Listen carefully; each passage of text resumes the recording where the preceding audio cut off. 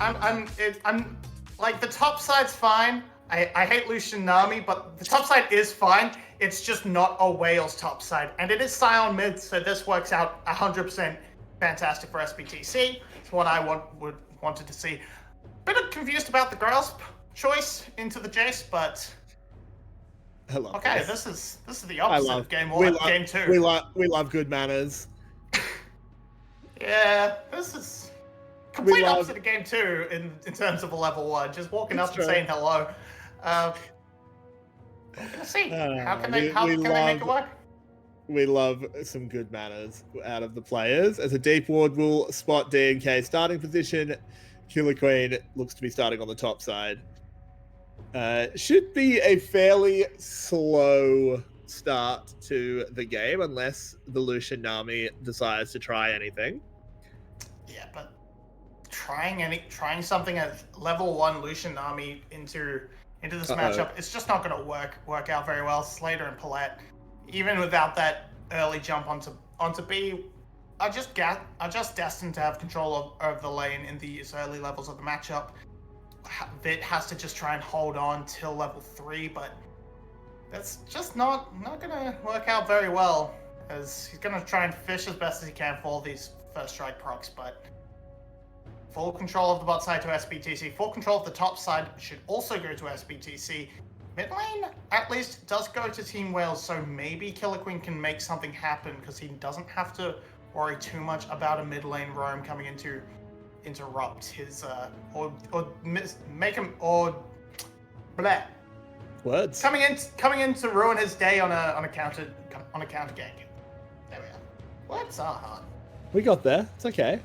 It is. Look, it's just the shove from the Lulu Zeri, I should say, doing good stuff here for SE. Good work there from Vit. Does manage to get that first strike proc. Does get some damage down onto Slater, as DNK might try and make a dive happen. Nagia is fairly low. This is a little bit dangerous. He's spotted now. Nagia has flash. What can he do? Comes up is good, but there's not much he can do. Yeah, I mean, look, they finally pull the trigger. There's the flash being used. DNK going low, but not going down. A nice first blood there for SE. Yeah, a bit of a wasted flash from Nagia. Guess trying to dodge a harpoon or something, but very little he can do. Teleport's going to come back in. The plus side is DNK took too much damage. He can't stick around for round 2 and leave him in a complete hole, but it's good first blood. It's on to Emperor, and this matchup is just going to get so unplayable for Nagia. And until level 6, maybe then he can try and look for something, but the idea is he'll be too far down, especially with this first strike being free farmed by the Rumble.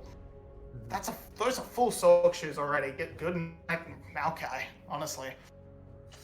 Yeah, Malphite in a fair bit of trouble. Malphite, that's the one. Yep. Same thing. It's all right. Good night, Maokai, if he ever walks into a Rumble, I suppose, but yeah, that's a lot less likely. I mean, a good way to beat trees is with a flamethrower. As Killer Queen having it invade, DNK knows fully that he's here, so doesn't manage to do it, and the Scion TPing back in. They're not going to push anything further. Yeah, that DNK did end up picking up pretty much that entire camp, picking up all the low health chickens with the Q, and then getting that smite down. So Killer Queen just kind of had his time wasted. DNK has decided to get real spicy with it, picking up that Dark Seal. He's feeling confident this time around, and if he can just walk up topside and make a repeat of that first gank happen again, why not?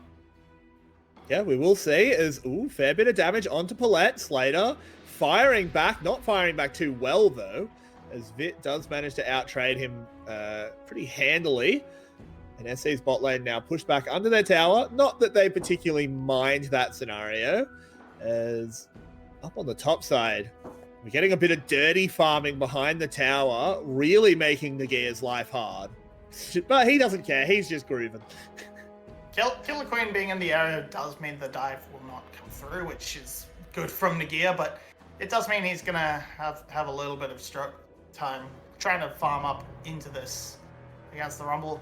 Killer Queen actually managed to smite the big crump as well, so he doesn't have to worry about... So he doesn't lose a full camp, and on that top side and feels okay. And then the start bot side, we're actually starting to see the swing come through. Slater managed to cheat a recall and pick up a call, so he's going to get a little bit further ahead as long as this wave lane just continues playing out very evenly.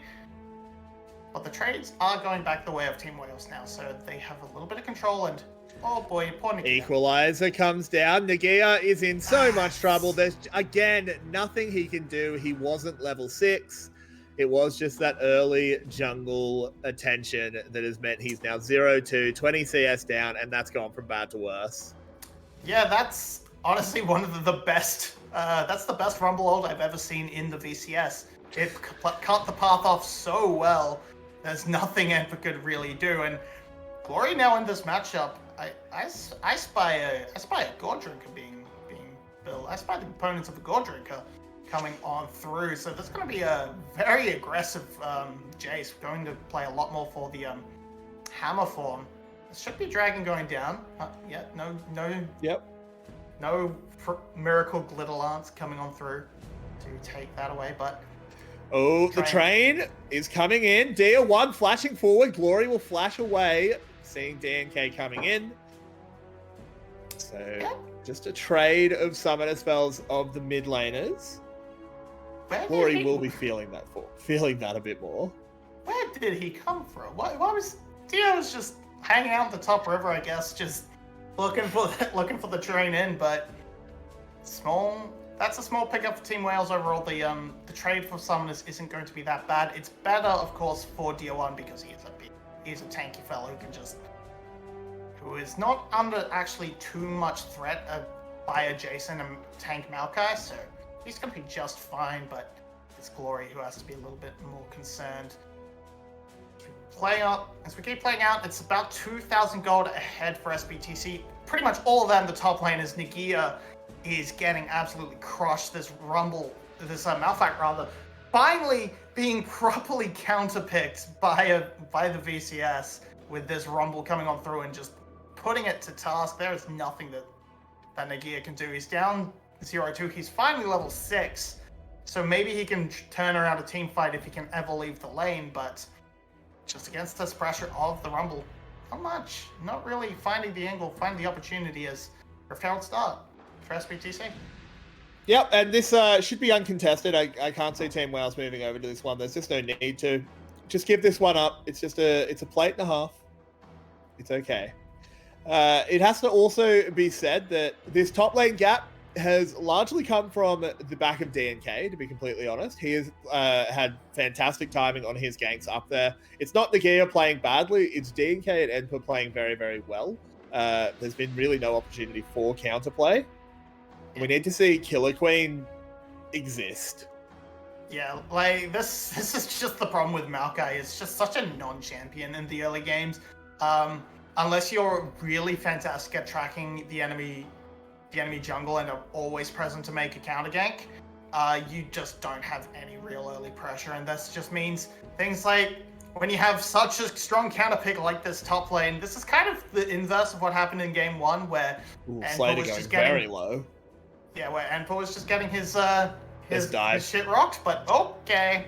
Well, speaking of rock, Nagia doing everything he can, but what he can do is a very, very short list. As he does manage to make Enpo flash, but that's about it. He's going to lose his tower. Yeah, just not sort of ulting a little bit preemptively, perhaps. DNK wasn't really in a position where he had to stick around and take the damage, and kind of can do that on his own. And Nagia just, it's DNK is tanking. He has the passive in, so he can tank tower shots for a while. Doesn't get any extra follow-up damage either, but yeah, it's just this Malphite cannot do a damn thing. The plus side is now he doesn't have an out of tower. He can play a lot safer at this one, but you're playing with no pressure on the top side of the map. So SBTC should just have complete run. DNK absolutely crushing this early game. Honestly, these past 2 games overall, just beating out Killer Queen, having far more impact, far more agency. Now Killer Queen's going to try and look for something now he's 6, but... Yeah, he's going to pop the ult. Can Slater get the distance with a flash? He can. Yeah, flash and heal, so that's not bad, not bad. You didn't invest all that much, and you got two summoner spells out of it, but you really need to start finding a win somewhere on the map, really. And you were hoping maybe this bot lane could get something going, but it's just not. This Lucian army once again falling short, unable to our ADCs in the league not really able to put the pressure on as necessary. And now here comes Rumble. Yeah, and he is a big one. That is a good bubble to hold Slater up. Killer Queen the target. Another wave to split the team. Killer Queen flashing away. Honestly, B might have just about done enough heroics to save the jungler, but he's still under siege. And no, the final bubble misses. Vit, why are you still here, mate? Needs to get over the wall. Does finally. As Enpa whips out a harpoon, and look who's here. It's DNK. They collapse onto Glory. And oh no, it's Jova. Yeah, no, that's just no real response. They try to make the collapse, but Glory's just not able to actually have an impact. She would have been better off just hard forcing mid lane, trying to knock out some plates, but goes in, gets caught off by DL1 by DNK, and ends up giving his life away for nothing. Just another big play coming out from the side of SBTC, and B did his best, but just missed that one bubble that might have actually been enough to turn it around. Okay, why are we going for a round 2? This seems like they have a good advantage here. This is a free kill onto Tier1. Just take this. Yeah, 100%. Easy. Yeah, okay. They find the kill, you have them but sectioned off. Yeah, that was easy. I don't know. It is something. It's all right, but yeah, just I was expecting a full round 2, but everyone else on SBTC split, so they just give away DNK and Solar Slater. You're quite low. BS just gonna stop a recall and be a nuisance. Yep, and this does mean that Vit will probably get another tower plate. So he is actually fairly big. It's just a question of, can this Lucian actually do anything against the Rumble? It's really hard because he just doesn't have the effective range to play around the Equalizer and the Flame Spinner. Once again, Lucian just comes down to being a culling bot, essentially, and that culling does do a lot of damage and a lot of burst, and that's why we tend to see this idea that if Lucian can get ahead, that even though you might not you might not pick up a kill, the culling does enough to force someone back. They go back to base. You just crush the 4v5 in terms of pressure and get an objective, but we're just not seeing the leads actually coming out from these Lucians that are able, or they're just not getting the angles correct on their cullings and not able to actually force the angles in. But that's played out of position. Looking for something. Does a fair bit of damage, but DNK was there to soak up the culling. Yeah. But still, good killer instinct there from Vit. And this is a place where you actually do want that Warmogs coming out from DNK, I believe. It's still a bit early to tell. That can go into a Radiant Virtue either way, but you're up against Glory, who's going to be throwing a Shock Blast. You're up against Vit, whose pretty much entire kit is based around one button, and you can just walk up, soak that culling, walk away, heal back up, and you're in a very good position. Vit in a bit of trouble. Fantastic cleanse though, bit of a Captain Jack. Trying to get away. Equalizer is a little bit stuffed there. Doesn't really get anything done, as I don't think you want to try and turn this, Wales, but Vit does manage to survive. Yeah, it's really nice bowler coming out from DNK to force that cleanse out from Vit, predicting the dash perfectly, but they can't follow up on it. The cleanse is a bit too good. This health advantage or disadvantage on the AD carry might lead to a victory over this Rift Herald, but a bit too much poke, bit too much concern for SBTC that this might just end up going to the side of Team Wales. Gives them a bit of free pressure on the map to work with.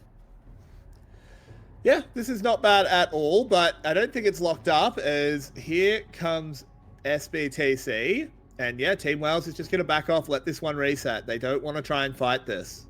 Yeah, especially with Vit and B looking to try and restock the mana bar, restock the health. But this has drawn a lot of the pressure away from SBTC. They're just going to get to push in the top side, which isn't going to get them all that much. We're still seeing a huge lead for this top side, and just not being able to, Nagia rather, not being able to find any real CS. And okay, maybe Slater out of position. Yeah, there is a catch coming in here. They need to blow him up before that teleport finishes. They do it well. And Dia1 just kind of here to spectate his ADC dying. Yeah, it's a lot blown, but it is the AD carry, and this should net them the reward. Unless DNK can find an angle, but I don't think that's likely to be the case. It's just second Rift Herald. It could convert into a mid lane tower as well, given how low that is, but this is just a nice committal and a great layering from CC by Killer Queen. Flash W, gets the knock, sets the ult up, but gets the knockback in time that it knocks him a little bit further before the roots. Just maximizing the potential, gets him in range so Glory doesn't have to blow his flash either to secure the kill. Yeah, it's all looking very interesting. It is just this lead still for SE. Sorry, he was trying to eat my food, and I had to take it away from him, so he's very upset. It is this 3k gold lead for SE, but that still is almost entirely the top lane. Malphite as well is a champion that can operate on much lower gold. In the end, all Nagia has to do is land a big ult and put a little bit more. I mean, technically, Emperor only has to do the same, but it's a little bit harder for him to execute that, but than just point-click rock. But anyway, Dragon is now up. This is going to be the start. It's the Mountain Rift, so these two tanks of SBTC are really going to want that. Yeah, they give this up. They don't mind. Team Wales, yeah, this is not a big deal. You don't need to fight over this one. You're happy enough taking the top lane tower in trade.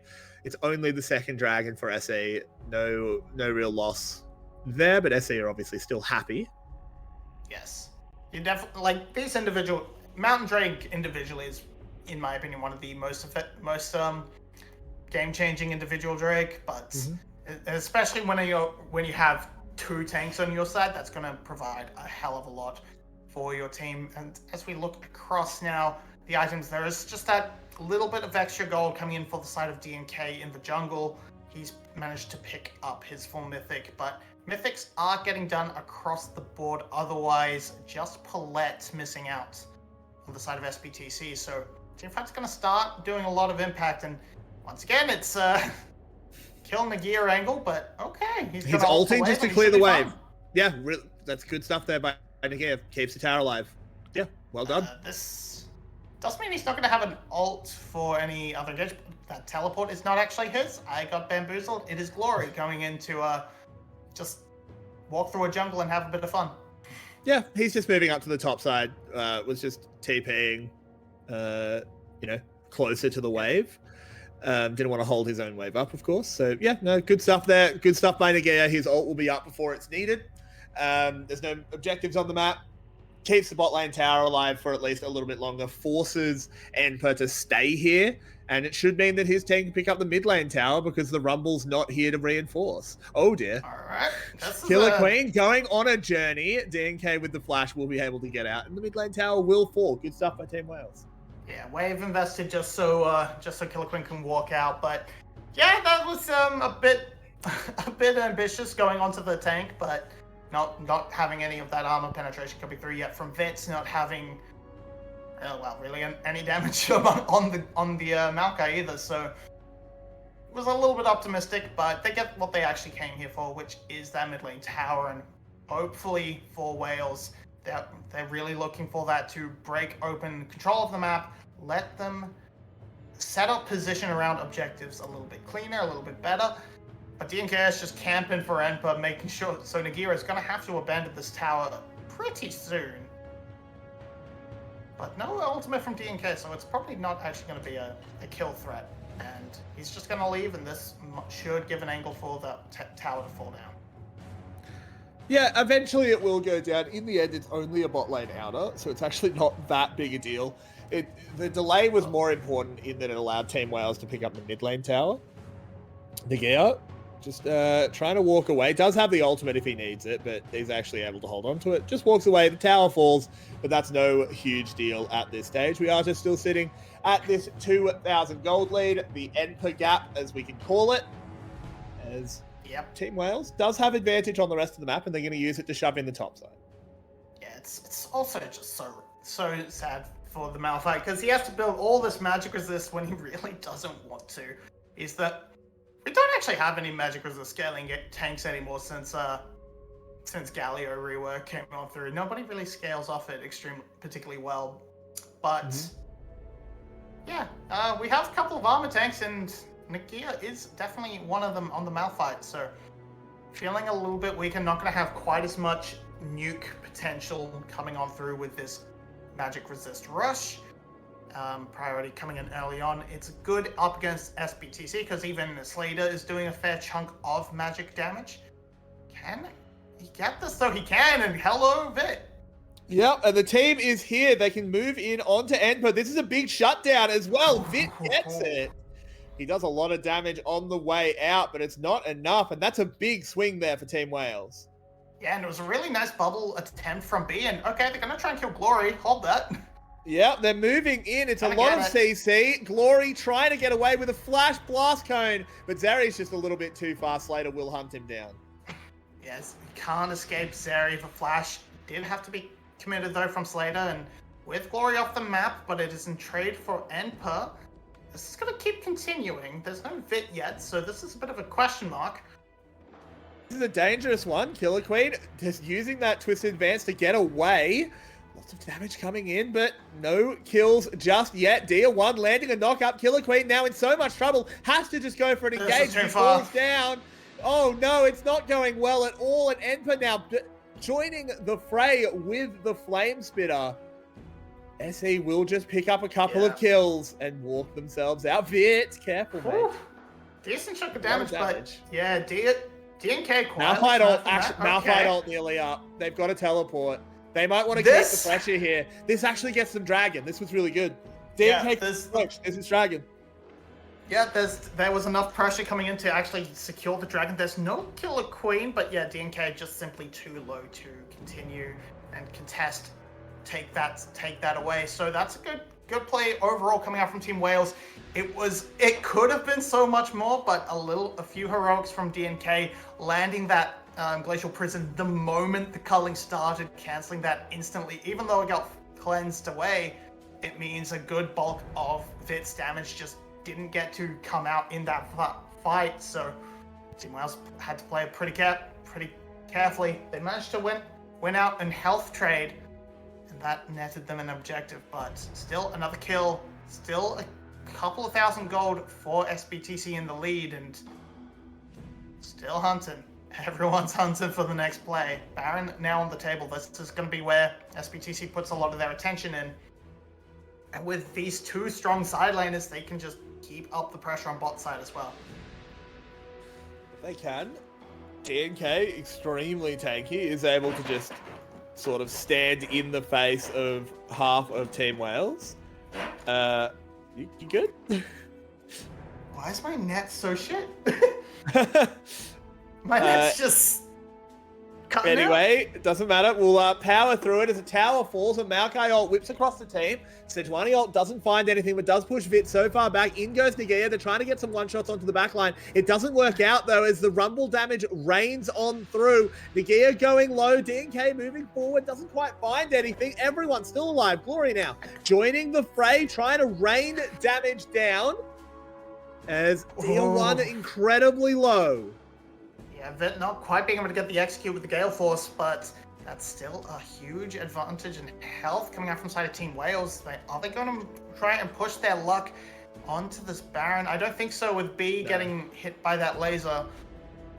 So now it's just a little bit of everybody just wandering around, not doing a hell of a lot. Bit of a fight for nothing. Nobody died. No objectives can be taken off the back of it.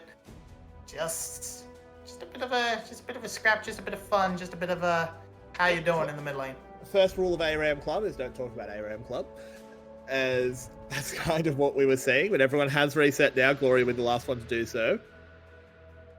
2.5 minutes on the next dragon. So yeah, there really is nothing on the map, and with all the ultimates down, it's time to go hit some minions. Yeah, just gotta hit some minions, wait for the cooldowns to come back up. Flash is not really even being forced out all that much. Nagia, maybe Paulette as well, but yeah, but a lot of the big ones are going to be up for Baron if that fight comes on through. Looking at Slater, there's still a moment to try and get on top of him. Still a small moment to try and get on top of Glory, but it's gonna be interesting. Can these shock blasts actually land either? That is also an important thing from Glory. Okay. Into Killer Queen they go, using a lot onto the tank. Oh, and that's Slater caught. Rock into the backside. Can they actually find the damage? They will get one. They will get two. Can they find any more? Vit is on the hunt, and it was Nagia after a shocking lane phase. Yep, Rock into the back line, and that's going to be Baron for Team Wales. Nagia and B coming up huge, finding out Slater, who is the bulk of the damage for SBTC, letting Vit convert perfectly. They pick up Enpa as well. DNK is still around, but he has been chased well away by Glory. They're going to pick up this Baron. They're going to pick up mid lane Inner, and that is a huge gold swing for the side of Team Wales. Bring him back past even further ahead. Does Glory greed for an inhibitor turret? And we just see here. Nagia. Everything's chucked onto Killer Queen, but the follow-up bubble, it looks a little bit dicey as the Wild Growth and Shield Bow come on through, but there is still enough in the tank for Team Wales to take it down. Empa also getting blown up in the meantime on the AoE by Glory. That comes up huge. That gives Team Wales such a huge advantage. And now, can they angle it? Can they use it to push for a real base objective, or is that just going to amount to them getting to that soul point, which is still something Team Wales desperately wants? That's a full Thornton Mail now coming on out for Nagia. Yeah, and this is one of the problems. Not that it was a bad decision to make, don't get me wrong. It's just the inherent risk with camping a Malphite lane. You set him really far behind. You got Enper a huge lead. The issue is that it doesn't actually cost gold to press R. No matter how much gold Nagia has, he can still do that. Nagia absolutely finds a great thing, but it's, to me, like the position of B able to convert on that immediately, because what you really want for a Malphite is the ability for him to just jump on someone, and he blows up one target pretty quickly. He does a significant amount of damage when he's ahead, but that they managed to punch through it even without that Malphite rock, without the rock damage coming on through. But this is going to let them just that Drake so far. They haven't got a good wave set up to really try and push in and pick up any other towers on top of it. So maybe they can pick up one of these inner towers in top or bottom, but I'm not expecting this Baron to be anything that signals the end of the game. Not quite yet, but it does push them into a very, very strong position. We've been talking about the two tanks on the side of SE, but of course, we have two tanks on the side of Team Wales as well that are picking up these Mountain Drakes. Nagia and Killer Queen are only going to get harder and harder to kill. The gold lead that is in the top lane was going to matter less and less as we get an engage going in, Tier 1 going low, going down. And the zombie will do nothing. DNK having to flash as well. Enpa zoned away. The kid needs to be a little bit careful as the tower will fall and SE are just being routed. Yeah, they're even going to teleport Glory in to try and maybe escort this wave and knock down an inhibitor tower in the mid lane as well. So this could be two inhibitor towers. This could be inhibitors as well, as the teleport comes in to keep the minion alive through the equalizer. They might be trying to find a way to win the game. Slater very far forward. All you need is a catch. Ooh. Nagia has ults. They could go for something. I don't think it's necessarily the best decision. Bang! In he goes. They catch Slater. That's absolutely massive. Now, can they actually find the siege tools? They don't have something like a Caitlyn to just poke away at the towers. I don't actually think they can finish the game. I don't think they can finish the game here. I think you just need to back off. They're going to have a crack. Glory taking some damage, moving in onto DNK. Kill Empa. This is game. Blown up. Tier 1 still in the front. All he has to do is kill the minions, Marby. And he's managed that, at least for now. Another wave will be reinforcing. One tower falls. Tier 1 on a mission from God. But it's not quite enough. Or is it? As in comes more and more damage. The zombie gets it. The shutdown is there. And they won't end the game. maybe they can't just end the game because they were not really able to get in and hit the towers quite as much as they would like. Tier 1 holds it long enough for Slater to respawn, and this means that the game does continue, but that is so much damage done to the base. 2 inhibitors, 1 Nexus tower down. It's gonna be a lot, and oh my god. I'm convinced, just as we watch this play, I'm convinced that Zerries can't flash those. Because I think the issue is you're trying to use your Q, so you have your mouse positioned where you're aiming your Q, and then it's almost impossible to move your mouse and then hit flash fast enough. On other ADCs, you don't have to position your mouse like that. And that's why no one should play Zeri.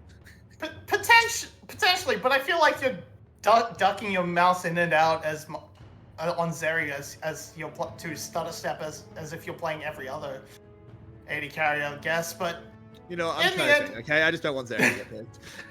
Yeah, but in the end, it's less so much that it's more that Slater didn't actually respond and let himself eat a shock blast, ended up on half health, and that just gave the angle, didn't back off, didn't give any real respect, just kept trying to stand up and was saying, yeah, I can flash it, I'm fine, then didn't flash it. So we're up to this, we're onto the stage now where you can't really siege up against the Rumble, is because with the equalizer being able to just instantly clear a wave, but now with that gone, maybe the second one can walk in there.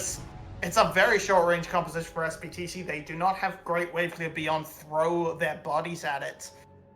So they don't really want to commit too much to defend this tower. That Rumble ultimate was enough, but now can you actually defend this inhibitor? It's going to be hard. There's a bit of damage going in. They're not really pulling the trigger. They don't need to. They can just wait for the other waves to crash in and force SE. Baron is going to be on the map now. So we might see Wales wander over to that. Dragon 30 seconds away. They could just pick up a soul. They don't need to win yet. Yeah, 30 seconds. Baron, it's not like you're giving up a soul to the enemy team either. If you, I think they get for it, but frankly, I think you get both. You're very likely to, but this is not the fastest Baron in the world. DNK getting uncomfortably close. Is here. This is going to be a 50-50.